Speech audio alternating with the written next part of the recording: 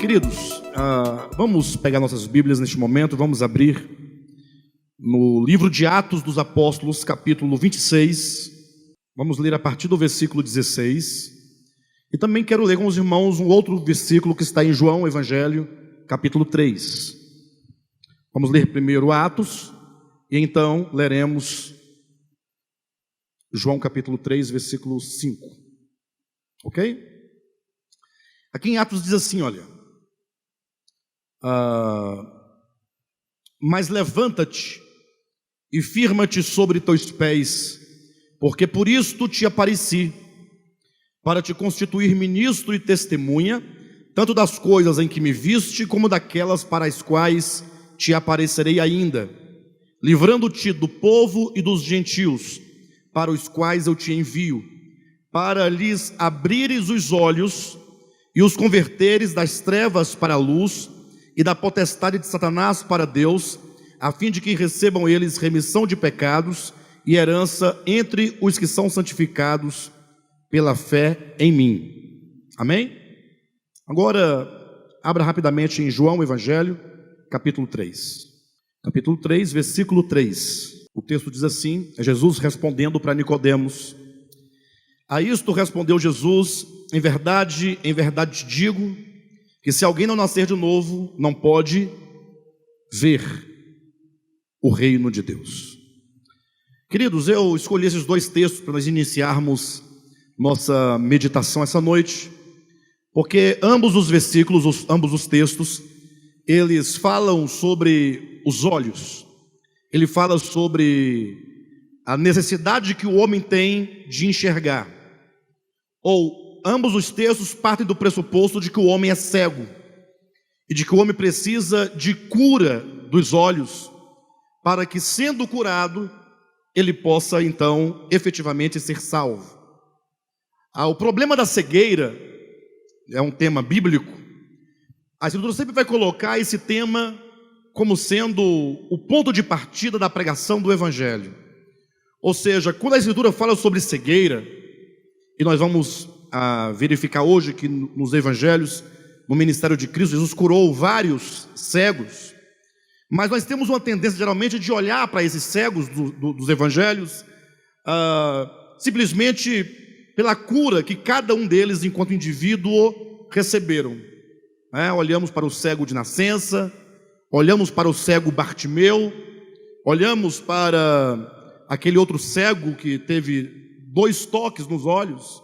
Ou seja, ele teve uma cura em 2 tempos, em que ele via os homens, a primeira vez cego, depois ele via os homens como árvores, e depois ele viu nitidamente. Mas muitos costumam olhar para esses personagens bíblicos, ou esses curados do Evangelho, apenas como pessoas isoladas, e não percebem que cada um deles estão ali para falar acerca de um problema de todos os homens.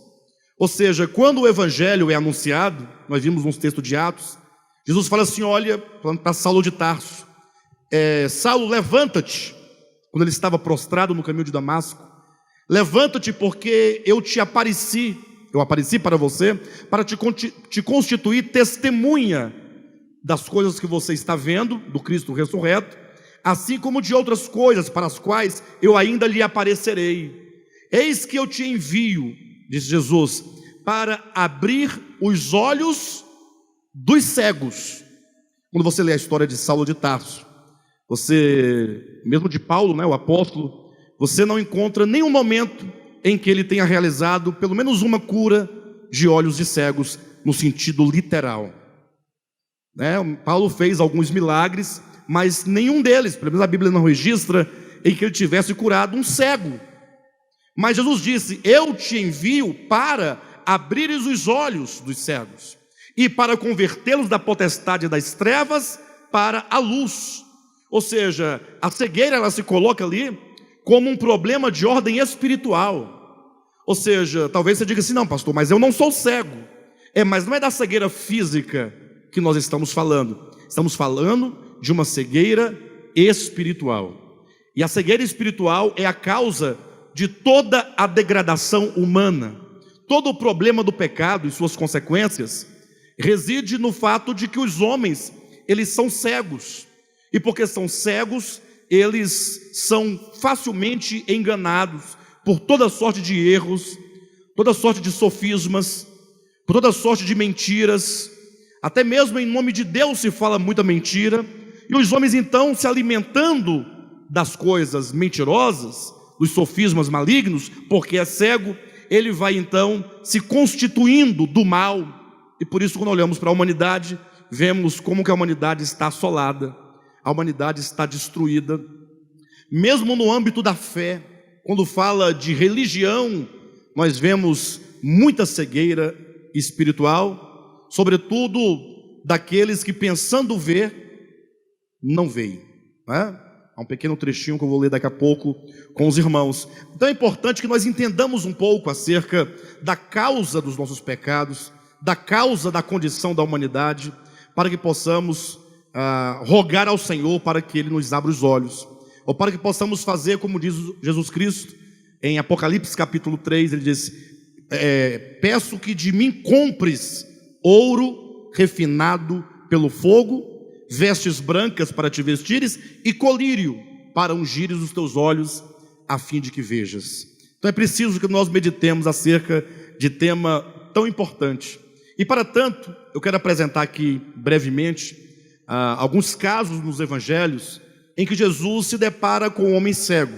Esse é um ponto crucial. Quando Cristo cura um cego, lá no evangelho, há 2000 anos Cristo esteve na terra e ele então se deparou com pessoas de várias doenças, né?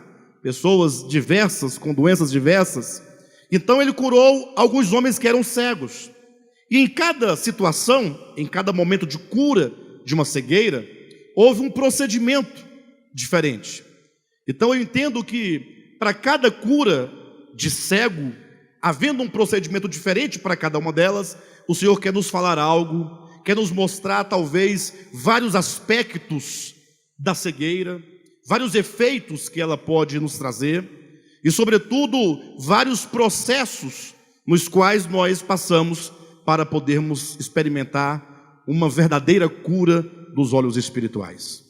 Em suma, é aquilo que Cristo disse: e conhecereis a verdade, e a verdade vos libertará. As pessoas andam em busca de libertação, é ou não é? Querem se libertar de diversos problemas, diversas angústias, e Jesus disse que a cura está no conhecimento da verdade. Somente quando o homem ele tem os seus olhos abertos e ele pode discernir a verdade divina, a verdade da nossa existência, a verdade que está implícita diante de nossos olhos, porque não podemos ver, somente quando ele consegue ver é que então ele é liberto de toda sorte de engano. Eu quero começar então apresentando o que está em João, o Evangelho, no capítulo 9, quando fala acerca de um cego de nascença. Jesus curou um cego de nascença, né? Não vou ler o texto porque é longo, eu não tenho tempo de me deter em cada um desses aspectos, mas eu vou citando, os irmãos fiquem à vontade para em casa fazer a leitura de todo o texto. Diz o texto que Jesus curou um cego de nascença. Ora, só o título, né, já mostra claramente que essa cura, ela quer indicar imediatamente que todos os homens nascem cegos. Esse é um princípio. A Escritura diz que por um só homem entrou o pecado no mundo e pelo pecado a morte, assim a morte passou a todos os homens porque todos pecaram.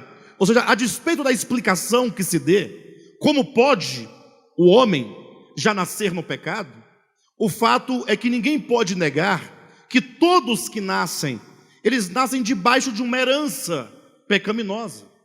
Ele nasce debaixo de uma consciência, sob uma consciência, dirigido por uma consciência, inclinado a uma consciência caída. Esse é um fato. Pode observar que quando nasce uma criança, por mais bem educada que ela seja, ela nunca poderá se livrar do pecado, do problema do pecado. Não pode se livrar do problema da maldade, do problema da inveja, do problema da raiva, do ódio, do rancor, coisas essas que a Escritura chama de pecado. Então, o fato é que todos os homens, eles já nascem nesse estado de cegueira espiritual e contribuem para alimentar essa cegueira inata, essa cegueira de nascimento, a cultura humana. Imagine vocês que quando eu nasci, cada um de vocês também tem a sua própria experiência, logo eu fui inserido dentro de um ambiente. Primeiro, o ambiente é um ambiente da família, depois vem o ambiente da escola, depois vem o ambiente, ou mesmo antes, vem o ambiente da igreja, né? E ali você começa a receber uma série de informações. E então a criança, por não ter o discernimento, por não saber discernir o certo e o errado, aquilo que é bom, o que é mal, o que é correto e o que não é, ele não consegue discernir, ele simplesmente vai recebendo informações de toda natureza, mesmo religiosa, e vai então formando um conceito de todas as coisas. Ele passa a ser constituído na sua mente, no seu coração. E às vezes a pessoa morre depois com 60, 70, 80 anos, sem descobrir que muito do que ele concebeu por verdade, muitas das coisas que foi concebido no seu coração, por instrução da família, instrução da escola, instrução da religião, que determinou inclusive o seu viver, determinou a sua vida, a pessoa às vezes morre sem descobrir que aquilo era um grande engano. Talvez a melhor coisa que nós podemos ter é um coração ensinável, no sentido de termos um coração aberto, como quem diz: Senhor, eu não quero tomar aquilo que sei por verdade absoluta, eu quero aprender, eu quero ter a oportunidade de compreender algumas coisas que ainda não compreendi. Esse reconhecimento é muito importante, isso porque nosso orgulho é muito grande, o orgulho do homem. Não raras vezes nós ouvimos pessoas dizendo assim: olha, mas eu nasci católico e eu vou morrer católico. Ou seja, a pessoa, ela já tem algo formado na mente dela. Mas para não falar somente do católico, para não ficar tendencioso, também tem aquele que diz que nasceu evangélico, se orgulha dizendo: eu nasci em lar evangélico. Eu falo: misericórdia. É uma pena, porque vai dar mais trabalho para o Espírito Santo te mostrar, te convencer, te iluminar. Por fim, eu creio que o Espírito Santo consegue, ele vai sim te alcançar, mas talvez demore muito tempo em razão dos muitos sofismas, das fortalezas geradas dentro da alma humana, mesmo por meio do discurso religioso. Então as pessoas às vezes ela tem um parecer, tem um conceito, tem aquilo por verdade absoluta e não se abre para entender as coisas. Essa é uma manifestação, é um sintoma de profunda cegueira espiritual. Somente uma coisa pode curar o homem dessa cegueira inata, é a palavra de Deus. No episódio em que Cristo cura o homem, interessante que Cristo faz lodo, né? Ele cospe no barro, faz um lodo, aplica aos olhos do cego. Me parece que talvez uma das questões aqui relacionadas é que a pessoa que nasce cega, embora ela tenha ciência da sua cegueira, mas como ela nunca fez uso dos olhos, como ela nunca enxergou, então os olhos ficam ali praticamente sem nenhuma função, a pessoa nem mesmo percebe que tem olhos. É mais ou menos assim, a pessoa que tem uma boa respiração, pulmão bastante, alargado e respira bem, a pessoa não sente que está respirando. Ela não acorda de manhã e fala assim: eita, estou respirando. Não, é tão natural que somente quando lá na frente surge um pequeno problema e a pessoa começa a buscar o ar e vê que tem muito ar aqui, mas ela não consegue respirar, ela vai se dar conta de que ela respira. Então tudo aquilo que é muito habitual acaba caindo no esquecimento. E Cristo então aplica o lodo nos olhos daquele homem, como que tentando despertar nele não somente esse saber, mas para que ele sentisse os seus olhos, e sentindo os seus olhos ouvisse a voz de Cristo que disse: vai e lava-te no tanque de Siloé. Muitas vezes nós precisamos de que alguém jogue areia nos nossos olhos. Talvez seja aquela palavra que te gera estranhamento. Sabe quando você ouve algo e fala assim: mas que coisa estranha? Essa palavra é muito estranha. Hoje mesmo a gente conversando, eu estava com a irmã Silvia, minha irmã, e ela dizia assim: por que as pessoas, elas rejeitam tanto? Às vezes é uma coisa tão óbvia, uma coisa tão clara, uma coisa tão simples. As pessoas, ao ouvirem, ela prefere se afastar a investigar, prefere se afastar a gastar tempo, né, lendo, pesquisando, procurando compreender. Então, não raras vezes, nós nos damos conta de que nós estamos tomados de uma profunda cegueira inata. Quando Cristo diz: vai ao tanque de Siloé, Siloé quer dizer enviado. Isso remete que existe águas de enviado, no sentido de águas apostólicas. A palavra apóstolo também quer dizer enviado. Ou seja, é a palavra apostólica, é o evangelho pregado pelos apóstolos, é o evangelho de Cristo anunciado pelos apóstolos, daqueles que são enviados ao mundo inteiro para falar a palavra do evangelho, a palavra da cruz, a palavra da reconciliação. Então, é nessas palavras apostólicas que nós temos a cura dos olhos, que nós lavamos os nossos olhos e passamos a enxergar. Eu sei que nós vivemos num tempo de grande confusão religiosa. O cristianismo não é um segmento uno, ele é todo fragmentado. Existem centenas e centenas de visões acerca do evangelho, acerca da escritura, acerca da verdade. Cabe então a nós, nessa Babilônia, nessa confusão, em que se tem tantas linhas, é a linha calvinista, é a linha arminiana, é a linha preterista, é a linha quem mais, pastor Josué? Futurista, e é tanta linha de tanta coisa, e a pessoa fica ali confusa.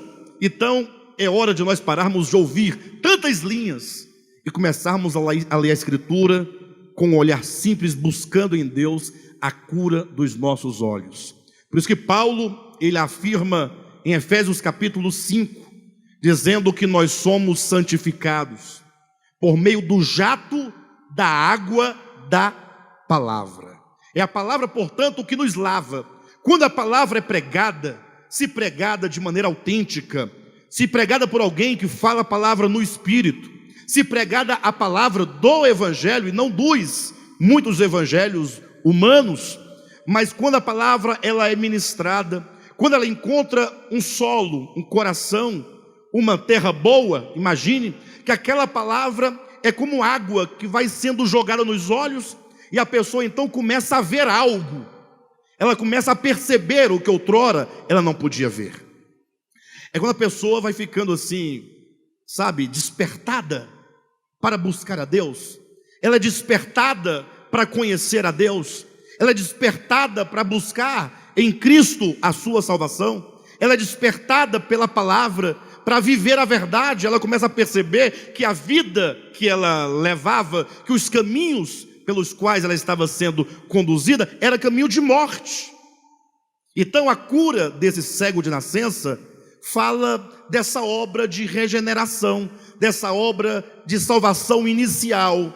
Ou seja, todos os homens nascem cegos, uma cegueira inata, e é preciso, portanto, que o evangelho, pelo menos na forma como nós conhecemos, é assim que eu estou dizendo, esse evangelho chegue até as pessoas, para que as pessoas, ao ouvirem o evangelho, elas possam, como aquele cego do capítulo 9 de João, lavarem seus olhos nessas águas, nessas palavras, para que seu discernimento se abra, para que ela enxergue a verdade, para que ela veja Jesus, para que ela compreenda a cruz de Cristo, para que ela compreenda o problema do pecado, para que, tendo essa luz, então ela agora possa caminhar na verdade. Quantos aqui já provaram desta cura? Que maravilha! Todos que creem no Evangelho, que tiveram uma iniciação autêntica no Evangelho, certamente têm a experiência de cura do capítulo 9 de João, a cura do cego de nascença. O problema é que às vezes a pessoa, ela tem os olhos curados, ela enxerga, mas eventualmente ela pode voltar à sua cegueira. Ela pode voltar à sua cegueira. Isso nós vamos encontrar no Evangelho de Marcos, capítulo 10, a partir do versículo 46, quando fala da cura do cego Bartimeu. Quem já ouviu falar do cego Bartimeu? O texto é claro que quando perguntam a ele, Jesus pergunta: o que queres que eu te faça? Ele responde: que eu torne a ver. Se existe o cego de nascença, aquele que nasce nas trevas do pecado, por isso não pode enxergar e foi curado pela água da palavra de Deus, também existe o Bartimeu, aquele que um dia enxergava, aquele que um dia podia ver, mas que por alguma razão que o texto nos fala, ele acabou ficando cego. Por isso é preciso que ele torne a ver, que ele volte a ver. Eu sei que se tiver um teólogo aqui dentro vai perguntar: pastor, mas como é que é esse negócio? Quer dizer que uma vez enxergando pelo Evangelho, é possível voltar a ficar cego? Traduzindo para uma linguagem mais teológica, não é uma vez salvo para sempre salvo? Pode ter essa volta, esse recuo, esse retrocesso? Não estamos discutindo questões de salvação, eu me refiro à questão de visão. Se você um dia enxergou pelo poder da palavra, saiba que é possível sim que você perca a sua visão espiritual. Porque acontece que as coisas deste mundo são muito fortes. O apóstolo Paulo nos advertiu dizendo assim, olha, e ele fala à igreja. Então observe que não está dizendo Paulo aos incrédulos, não está dizendo àqueles que não receberam o evangelho, ele fala à igreja, né? E ele fala assim, portanto, não vos conformeis a este século. Eu pergunto, por que ele está dizendo isso para a igreja? Eu perguntaria, Paulo, mas uma vez salvo, não é para sempre salvo? Por que você está dizendo para nós não nos conformarmos a este século? Porventura é possível um crente em Cristo Jesus, que creu no evangelho, que recebeu a palavra, que teve os olhos abertos para a verdade, é possível que ele seja conformado, moldado conforme este século? Ora, se Paulo diz, né, não vos conformeis a esse século, certamente é porque é possível que essas coisas aconteçam. Então, certamente o cego Bartimeu era alguém que via, porque se você partir do pressuposto que o cego de nascença representa toda a humanidade que nasceu com uma cegueira inata, nasceu em pecado, em cegueira. Então agora nesse Bartimeu, se ele via, então nós estamos passando de um ponto de alguém que não enxergava, nunca enxergou, cego de nascença, que veio a enxergar, agora está enxergando, mas por alguma razão, por algum motivo, ele perdeu a visão. E é necessário que ele volte a ver. Certamente, esse século, como diz o apóstolo Paulo, na sua correnteza, na sua força, por meio de uma série de coisas, espirituais ou não, o fato é que você permitiu que muitas coisas entrassem no seu coração. Você permitiu que muitas coisas distraíssem o seu coração da verdade. Talvez você começou com muita empolgação, quando você enxergou, uma pessoa enxerga, puxa, uma alegria, né? Eu tive várias experiências de cura dos olhos. Eu me recordo que quando eu comecei a enxergar alguma coisa, né, quando eu comecei a me entender por gente, e eu comecei a compreender as escrituras, puxa, mas como eu fiquei alegre, eu mergulhei profundamente atrás de entender todo aquele processo. Fiquei uns 7 anos ali, né, lendo, falando, pregando, me tornei um pregador da palavra de Deus. Mas um dia, depois de 7 anos pregando, tive uma nova experiência de cura. Meus olhos começaram a perceber coisas mais profundas, mais amplas, e mesmo algumas coisas espirituais e religiosas, eu percebi que não estavam corretas. Como eu me alegrei quando eu entendi, irmãos, a graça do nosso Senhor Jesus, a graça, misericórdia. Eu andava, gente, a época era a época do Walkman. Quem lembra do Walkman? Pendurado aqui do lado, amarelo, com, né, o fonezinho no ouvido. Eu andava o dia inteiro ouvindo uma música feia. assim, é uma música bonita, né? Linda, lógico, mas uma música que não tinha nenhuma riqueza, né, em termos musicais. Então a melodia é muito ruim, tudo era muito ruim, mas a letra dizia muito, muito, muito. Tanto é que eu nem sei cantar. Se fosse reproduzir, eu não conseguiria reproduzir, porque é muito ruim de cantar. Mas falava da graça, como o Senhor tinha nos libertado, tinha nos salvo, tal. E eu andava quase chorando na rua, o dia inteiro ouvindo aquela canção. Foi um momento áureo na minha vida. Mas logo me veio outro momento, outro despertamento.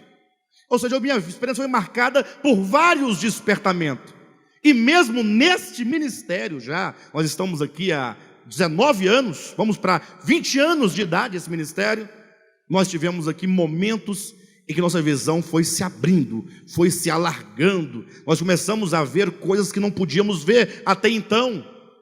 Sim, mas talvez você tenha experimentado essa alegria. É um gozo, é maravilhoso quando a pessoa enxerga. Mas talvez você tenha permitido que algumas coisas te cegassem os olhos espirituais. O fato é que para você mensurar isso, basta você relembrar o seu passado. Mais ou menos quando Cristo diz lá em Apocalipse capítulo 2, ele diz: lembra-te, pois, de onde caíste e arrepende-te. Lembra-te, pois, assim, volta, traz a sua mente, faz as reflexões de quando você percebeu como você era alegre, como você era vivo, como você era orgânico, como você amava estar com os irmãos, amava estar na palavra, amava a comunhão, amava os hinos, você era animado, você era alegre, você tinha uma força interior que te movia. Mas de repente isso vai se perdendo, e nós vamos encontrando outras coisas para preencher o nosso interior. Vamos encontrando outros motivos para sorrir.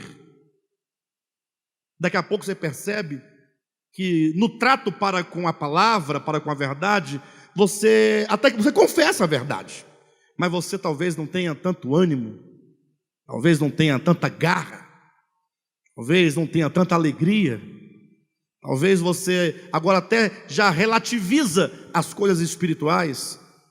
Talvez você diga assim: não, mas não, também não é desse jeito assim não, calma. E aí você então percebe que você precisa de ter reabertos os olhos espirituais. Mas não basta você saber que precisa ter os olhos espirituais abertos. Olha, lá na cura do cego Bartimeu, é dito que ele estava assentado à beira do caminho. Ora, isso não sinaliza? Para que serve um caminho, queridos? Não é para caminhar? O caminho é para que ele seja transitado. Então você um dia entrou nesse caminho e começou a andar, e todos estão andando, mas por um motivo que eu não conheço, talvez nem você mesmo saiba discernir exatamente, você parou na estrada e ficou assentado, cego, à beira do caminho, coberto por uma capa. Bartimeu então, primeiramente ele tinha a ciência, o conhecimento de que ele estava cego. Ele sabia que um dia ele já havia visto. Ele conhece a visão, ele sabe o que é enxergar, diferentemente do primeiro lá de João capítulo 9. E então agora, sabendo, ele começa a clamar. Ou seja, seu caso não está perdido.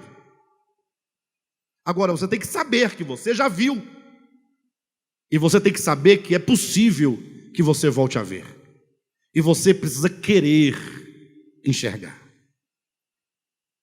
Você precisa desejar enxergar, querer muito. Talvez igual aquele homem, né? Mudando de cego para paralítico. Mas Jesus perguntou, ele estava no tanque de Betesda há 38 anos. Jesus pergunta assim para ele, né? Para o paralítico de Betesda, se ele desejava ficar curado. Queres ser curado? Não parece inicialmente uma pergunta um pouco tola?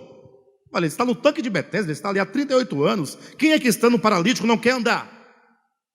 Mas essa pergunta não é tão óbvia assim, porque não poucas pessoas amam a sua atual condição. Estando em miséria, querem permanecer na miséria. E se tem uma coisa que Cristo não faz, é invadir a vontade humana. É certo que o Espírito Santo está trabalhando profundamente para que a sua vontade seja mudada, seja permeada pela vontade de Deus. Mas nunca ele vai entrar sem que você diga: Senhor, entre na minha vida. Não tem calvinista do mundo que consiga explicar de outra maneira o texto de Apocalipse capítulo 3, versículo 20, quando Jesus fala assim: eis que eu estou à porta e bato. Puxa vida! Jesus, quanta elegância, quanta educação. Eis que eu estou à porta e bato. Se alguém abrir, ou se alguém ouvir a minha voz e abrir a porta, eu entrarei. Tem uma condição. Voltando para o nosso cego do evangelho, o cego Bartimeu, ele não somente sabia que ele já havia enxergado, conhecia a visão, não somente ele reconhecia que ele estava no atual momento cego, como agora diz a Escritura, que ele começou a clamar: Jesus, filho de Davi, tende misericórdia de mim. Jesus, ele clamava em alta voz, a ponto de os discípulos falarem: Senhor, atende esse cego, pelo amor de Deus, que ele não para de gritar, ele não para de incomodar. Tamanho o desespero, tamanha a vontade que ele tinha de enxergar. Olha para a sua condição, meu irmão. Talvez você precise de gritar, de clamar: Senhor, tende misericórdia da minha condição. E o Senhor certamente vai te perguntar: o que queres que eu te faça? Aí você responde para Ele: que eu torne a ver. Tem que ter um desejo aqui dentro, profundo, de querer ver. Agora, se você já acha que já viu tudo, talvez você não tenha visto nada. E talvez, se você acha que o seu atual estado, sua atual condição é de plena saúde dos olhos, saúde espiritual, talvez seja essa a sua cegueira. Senhor, eu preciso ver, preciso enxergar. Mas também tem porque tem aqueles que viram, ouviam e foram impedidos de continuar a ver pela cegueira, o caso de Bartimeu. Mas tem aqueles que também foram alcançados pela palavra. E aqui é um detalhe interessante: é o cego que está no capítulo 8 do Evangelho de Marcos, a partir do versículo 22. Jesus chegando para ele estava na aldeia. Diz a Bíblia que Jesus pegou ele pela mão, olha o processo, e foi saindo para fora da aldeia. Primeiro passo de Jesus para curar alguém, no caso, com essa característica, é sair da aldeia. Vamos para fora da aldeia. Chegando fora da aldeia, Jesus pegou, tocou nos olhos dele e diz: e aí, você já está curado? Ele disse: agora eu estou vendo, rapaz, que maravilha, eu estou enxergando. Jesus falou assim: o que você está vendo? Estou vendo árvores, árvores em movimento, árvores andando. Ele se referia aos homens. Jesus percebeu que ele estava curado, mas nem tanto. Ele precisava de uma cura mais profunda, uma cura mais intensa, uma cura mais específica. Jesus então tocou nos olhos daquele cego pela segunda vez e falou assim: e agora? Ele falou assim: não, agora eu estou vendo os homens como homens que eles são. Já não via mais os homens como árvores, o que significa que aquele primeiro cego, o cego de nascença, quando ele é trazido para ser curado, é possível que, sendo a pessoa curada, ela tenha então uma visão meio turva, uma visão meio confusa. É necessário um segundo toque de Cristo para uma cura plena. Talvez alguém diga: pastor, você tem umas conversas, a obra de Deus é perfeita, quando Ele cura, Ele cura. Talvez você diga isso. Mas eu estou citando o caso que Cristo tocou nos olhos do cego, está na sua Bíblia, Marcos capítulo 8, e ele via embaçadamente, diz o texto. Somente com o segundo toque é que seus olhos foram plenamente curados, e ele pôde ver então nitidamente. Mas se você quer um texto para fundamentar, eu te convido a abrir a escritura comigo no livro de Efésios, capítulo 1. Capítulo 1, versículo 1. Paulo, apóstolo de Cristo Jesus, por vontade de Deus, aos incrédulos que vivem em Éfeso e infiéis em Cristo Jesus. Essa carta é endereçada a quem? Aos santos e fiéis. Então Paulo vai falar com os santos e fiéis que moram em Éfeso. Capítulo 1 ainda, versículo 15. Por isso também eu, tendo ouvido a incredulidade que há entre vós no Senhor Jesus. É a fé?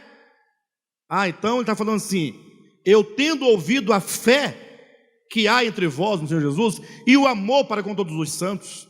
Então ele está falando da fé desses santos e fiéis, sim ou não? Não cesso de dar graças por vós, fazendo menção de vós nas minhas orações, para que o Deus de nosso Senhor Jesus Cristo, o Pai da glória, vos conceda. Eles tinham o que Paulo vai pedir? Eu oro para que Deus conceda a vocês. Conceda o quê? Espírito de sabedoria e de revelação. Paulo está dizendo: eu peço que Deus dê a vocês espírito de revelação, ou seja, que vocês possam enxergar aquilo que está velado, aquilo que não pode ser visto.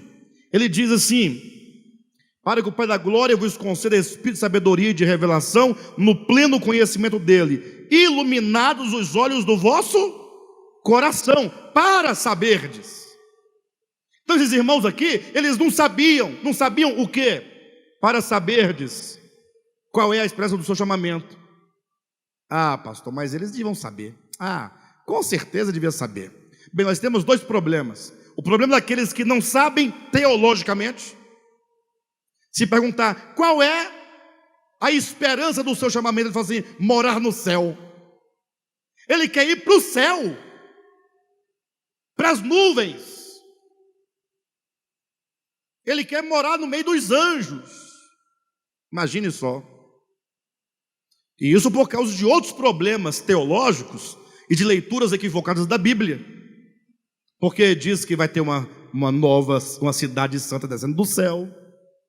Aí já é uma série de problemas, porque a cidade lá, diz o texto, é a própria igreja que é a noiva do Cordeiro. Lá diz isso. Nem precisa de revelação, está escrito. E segundo, que ele querendo ir para o céu, diz a Bíblia que a cidade desce do céu para a terra. Ele quer ir e ela está descendo. Vai ter um desencontro, ele subindo e ela descendo. Cegueira faz parte disso aí. E tem o problema de, sabendo dessas coisas, ou sabendo que não é assim, ou sabendo mesmo a verdade que a Escritura nos revela, essa verdade não entrou no coração, porque não controla.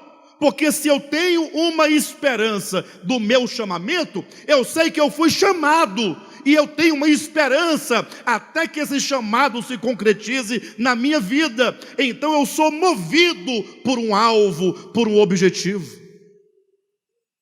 Eu tenho uma razão para prosseguir, e então eu tenho que perseguir este alvo. Mas quando a verdade não entra no coração, a pessoa não sente, não percebe, não caminha, porque não pode ver, porque não pode enxergar. Então Paulo está dizendo para crentes, para santos e fiéis: vocês precisam de ter os olhos do coração abertos. Ora, mas se eles são fiéis em Cristo Jesus, e se eles têm fé em Cristo Jesus, não têm os olhos abertos? Não, eles têm uma certa revelação, mas não toda. Por isso, quando olham, veem, mas não veem. Veem, mas não veem. Veem os homens como árvores, veem as coisas distorcidas. É preciso um espírito de revelação, olhos abertos para enxergar, para compreender, para absorver. Então talvez haja aqueles que estão ali à beira do caminho, com sua vida espiritual parada, porque ele foi cegado pelo curso do mundo. Mas também há aqueles que vendo, estão caminhando, são santos e fiéis, mas a visão é turva, a visão é distorcida, e é preciso que tenha um processo de cura mais profundo, para que veja nitidamente. Por isso que a Escritura nos fala também da cegueira da igreja de Laodiceia. Apocalipse capítulo 3, você vai encontrar ali que havia 7 igrejas, são igrejas proféticas, sendo que a primeira, Éfeso, representa a igreja do primeiro século, mas Laodiceia, a última igreja, representa a igreja dos nossos dias. Mas não é a Assembleia Batista Presbiteriana, não. A igreja são as pessoas cristãs deste tempo, que estariam tomadas e absorvidas de um espírito de mornidão tão grande, a ponto de Cristo falar assim: olha, vocês acham que vocês são pessoas bastadas, são ricas, que têm de tudo, ou seja, vocês estão satisfeitos com vocês mesmos. Como é que está a vida espiritual? Uma bênção, maravilha, né? Cada vez melhor. Vai ter agora um encontro, depois vai ter aquilo outro, tal. E Jesus fala assim: puxa, vocês não sabem que vocês são cegos.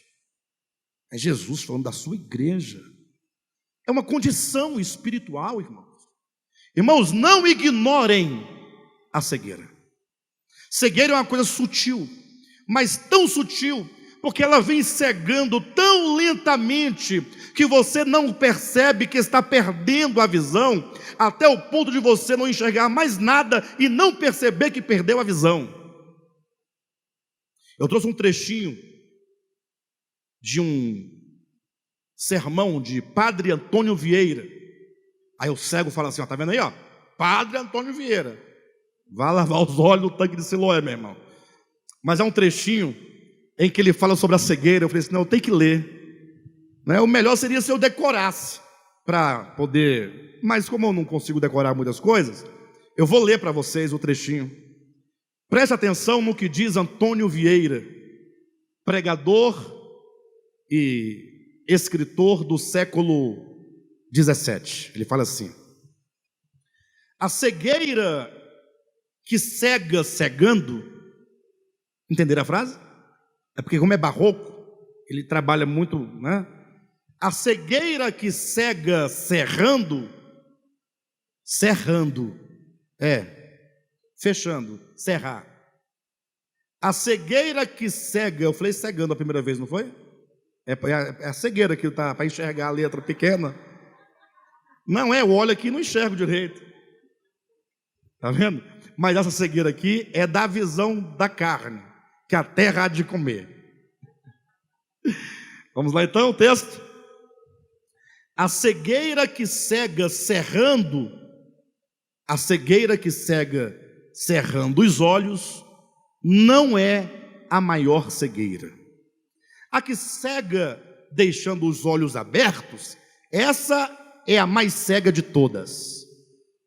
E tal era a cegueira dos escribas e fariseus, homens com os olhos abertos e cegos. Com olhos abertos porque, como letrados, liam as escrituras e entendiam os profetas. E cegos porque, vendo cumpridas as profecias, não viam nem conheciam o profetizado. Esta mesma cegueira de olhos abertos divide-se em 3 espécies de cegueiras. Ou falando medicamente, em cegueira de primeira, de segunda e de terceira espécie. A primeira é de cegos que veem e não veem juntamente. A segunda de cegos que veem uma coisa pela outra. E a terceira de cegos que, vendo o demais, só a sua cegueira não veem. Quem quiser ler o sermão todo, depois eu posso passar para você o nome do sermão. Esse aqui é apenas um pedaço, um fragmento de um parágrafo. Imaginem tanta coisa boa que não tem no sermão de Antônio Vieira, né? De todo modo, veja como ele coloca acerca dos fariseus, que eles, enxergando, não viam. Olha que coisa interessante. Temos que estar atentos a isso, porque eventualmente você pode pensar, eu vejo, e você está cego, como os fariseus e os escribas. Porque compreendendo o texto, você pode não enxergar as coisas espirituais. Uma coisa é o conhecimento da letra, outra coisa é a experiência espiritual dos fatos espirituais. Ou seja, você pode ter o conhecimento da letra e não enxergar as realidades espirituais. Por exemplo, hoje nós partimos o pão. Toda vez que parte o pão, eu fico pensando, irmãos. Eu escrevi um texto sobre o partir do pão. Não sei quantos tiveram acesso. Quem quiser pode me procurar que eu envio para o seu WhatsApp depois. E nesse texto eu justifico, dizendo que nós jamais podemos deixar de partir o pão do modo como fazemos, porque há um mandamento explícito de Jesus Cristo e dos apóstolos, e eu não sou maior do que eles para anular. Perfeito?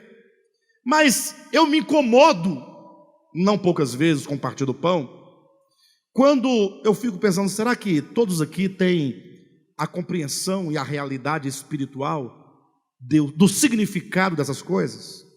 Ou será que uns comem pão porque deram um pedacinho de pão, outros comem achando que estão comendo o corpo de Jesus? Hoje mesmo eu fiquei pensando, quando era criança eu ia para a igreja, não vou falar o nome para não criar nenhuma animosidade, mas a igreja, quando eu congregava, eu era pequeno, nesse dia, era o dia que mais tinha gente na nave, né, no salão de reunião. As irmãs iam todas de branco. Eu não entendo, eu não entendi o porquê elas iam de branco. Será porque é dia de santidade, alguma coisa? Irmãos, quando elas iam comendo, geralmente as mulheres, os homens também, mas as mulheres têm voz fina e aguda, e elas gritam, né? Aí fica gravado na memória. Elas começavam a falar em línguas, e tanto quando comia aquele pãozinho. Mas por que será aquilo? O que está movendo? O que está acontecendo? Qual é a razão? A circunstância porque estão assim tão histéricas, tão... depois eu entendi que eles têm uma concepção de algo tão divino, que aquele pão... Não, irmão, aquele pão é pão. Mas da padaria? Então era de onde? Achava que fosse do céu? Ou você acha que depois que o pastor orou, virou o corpo de Cristo, igual a igreja católica romana, que crê no mistério da transubstanciação? Não, é pão, continua sendo pão. E tem mais, vou te falar mais. Você vai comer esse pãozinho e ele vai virar um cocôzinho. Não vai não, pastor Josué? Não é desprezo pelo pão. Até porque se tivesse desprezo pelo pão, ainda não teria também nada, porque é apenas um pãozinho. O fato é o que ele representa. Porque se o sentido espiritual não estiver no seu coração, você pode comer um pão inteiro, uma bisnaga inteira. Não vai alterar nada. E tem mais, se fosse para comer pão, quem colocasse presunto, queijo, um ovinho frito, né, Roserene? Um cafezinho quente, uma coisa. Um pãozinho velho, seco. Estava até sequinho hoje, não estava? Durinho. O seu estava macio? O meu estava durinho. Bem, de todo modo, eu quero dizer, gente, tem que haver uma realidade espiritual. A unidade do corpo de Cristo. Isso só olhos abertos podem ver. Quando você pega um pedacinho daquele pão e você come, numa primeira instância, e a Vera também come, e o Cadmo também come, e o Josué também come, e o JB também come, o Aldair também come.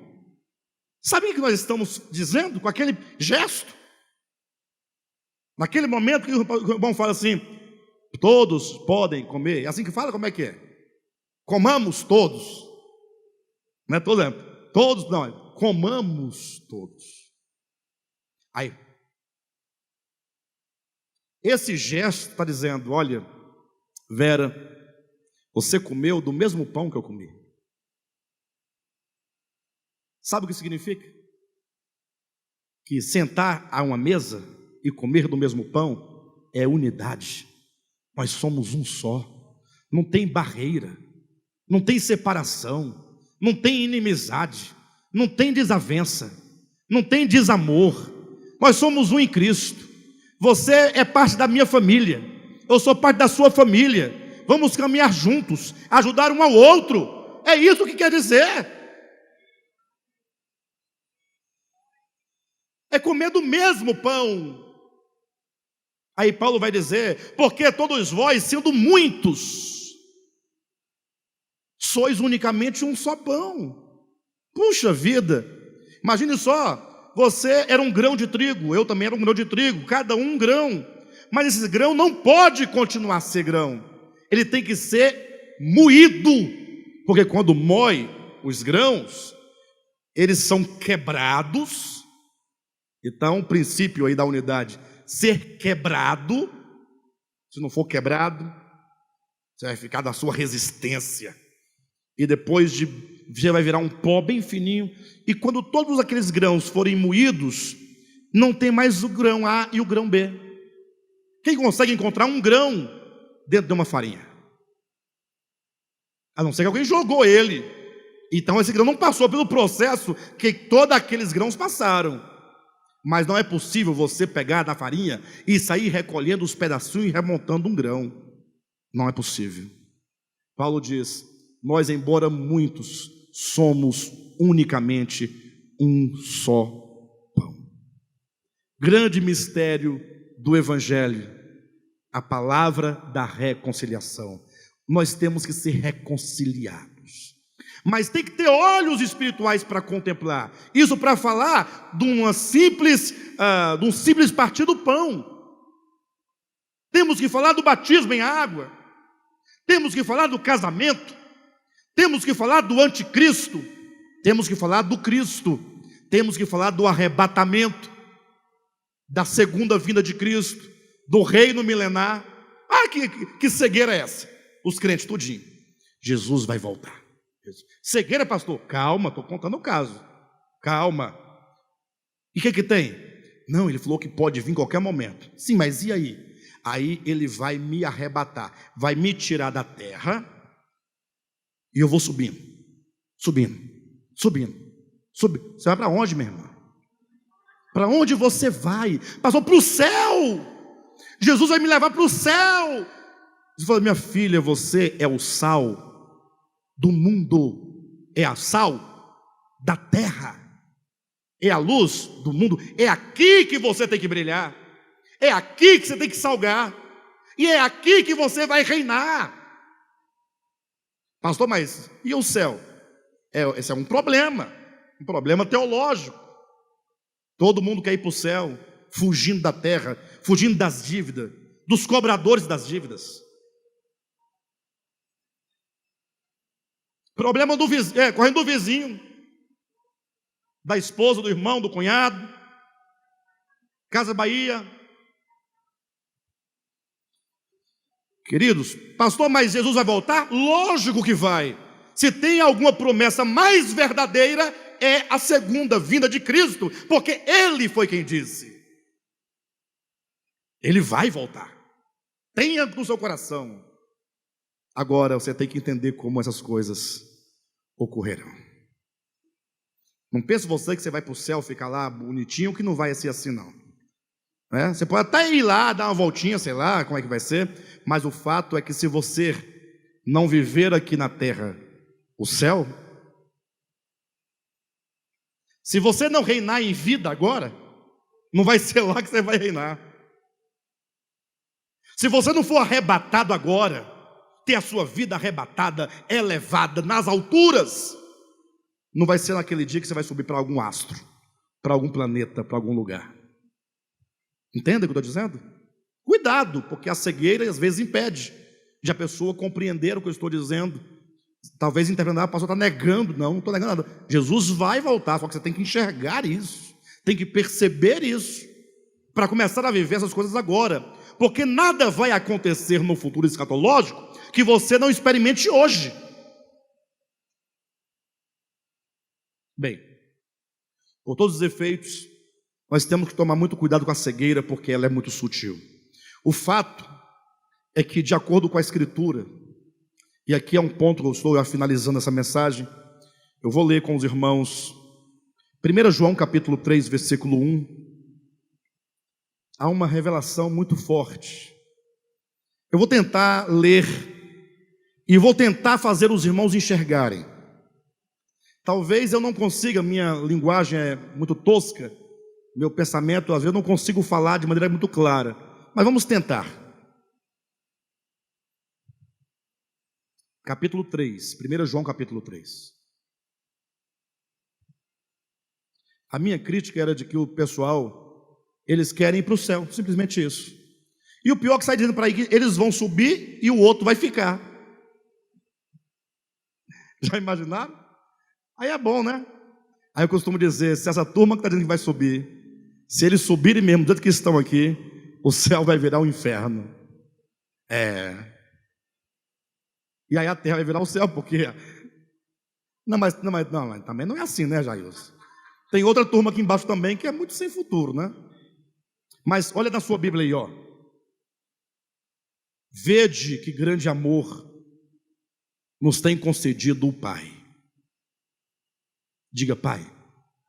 O Pai. Olha que grande amor o Pai nos concedeu, a ponto de sermos chamados seus filhos. Você é filho. Diga, eu sou filho. E de fato, não é somente chamado não, e de fato, somos filhos de Deus. Por essa razão o mundo não nos conhece, porquanto não o conheceu a Ele mesmo. Amados, agora somos filhos de Deus, e ainda não se manifestou o que haveremos de ser. Então aqui está a explicação de uma esperança. Amados, nós somos filhos de Deus. Fale para o seu irmão, você é filho de Deus. Você é filho de Deus. Paola, você é filha de Deus, minha irmã. Pode glorificar. Maraísa também. Fique alegre também, viu? Né, irmã Edna? Pode sorrir. Amados, agora somos filhos de Deus e ainda não se manifestou o que haveremos de ser. Irmãos, se nós somos filhos hoje, agora o que nos aguarda, hein? Ainda não manifestou o que haveremos de ser. Você vai querer ser o que você deve ser? Quem deseja? De verdade? Irmãos, vamos orar por isso. Vamos orar por isso. Senhor, torne-me aquilo que eu devo ser. Que o Senhor me torne aquilo para o qual eu fui criado. Mas isso não vai acontecer de uma forma religiosa. Não é uma teoria. Jesus vai vir e vai me levar para o céu. Não, olha o que diz o texto. Amados, agora somos filhos de Deus e ainda não se manifestou o que haveremos de ser. Sabemos que quando Ele se manifestar, seremos semelhantes a Ele. Então, nós temos aqui a esperança. Qual é a esperança? Eu sou filho de Deus. Eu ainda não sou o que eu haverei de ser. Hoje eu sou filho de Deus, mas quando eu alcançar a promessa daquilo que serei, eu serei semelhante a Ele. Você quer ser semelhante a Jesus? Mas não é os cabelos brancos, barba, olhos azuis, igual, não é isso não. E também não é igual aquele outro que pintaram também, porque teve uns cientistas aí que conseguiram reproduzir o rosto de Jesus. Vocês viram lá? Vocês são os extremos. Aqui está falando das virtudes, do coração, da alma, do amor, da bondade, da misericórdia e tudo mais. Você quer ser semelhante a Jesus? Mas saiba, isso não vai acontecer enquanto Ele não se manifestar. Aí o crente fala, manifesta Jesus. Como é manifesta? Se é de lá para cá, não é manifestação, é vinda. Na sua Bíblia, inclusive, tem uma palavra, vinda, não tem? A vinda de Cristo não tem na sua Bíblia? Saiba que no grego a palavra vinda não existe. Existe a palavra parousia, quer dizer presença. Muda alguma coisa, pastor Josué? Na sua Bíblia fala, a vinda do Filho do Homem, a parousia. Parousia é presença. Presença indica, Ele está aqui. Ele está dentro de você. Só que um dia, e é necessário, Ele tem que se manifestar, porque só se manifesta quem já está presente. Quem não está presente, não tem como se manifestar. Alguém que não está aqui na nossa reunião, está em casa agora. Tem como se manifestar? Manifesta agora aí. Tem como se manifestar? Manifesta, não é demônio não, irmãos. A pessoa se manifestar. Pois não, estou aqui. Querem ver uma coisa? Olha que coisa bacana, querem ver uma coisa? Irmã Vera, por gentileza, se manifeste. Olha. Fala alguma coisa agora. Na hora que não tem que falar, ela grita. Agora que ela tem que se manifestar, ela fica tímida, vermelha e sem voz. Ela fala assim, fala o quê? Manifesta-te-me.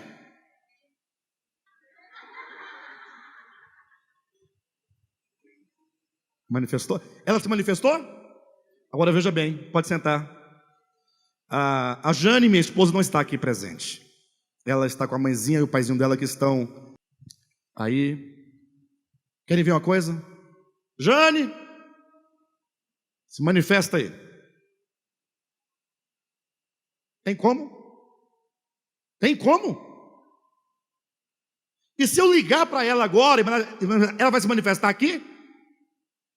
Ela vai falar assim, não, espera aí que eu estou indo para aí. Então é a vinda, está vindo de lá para cá.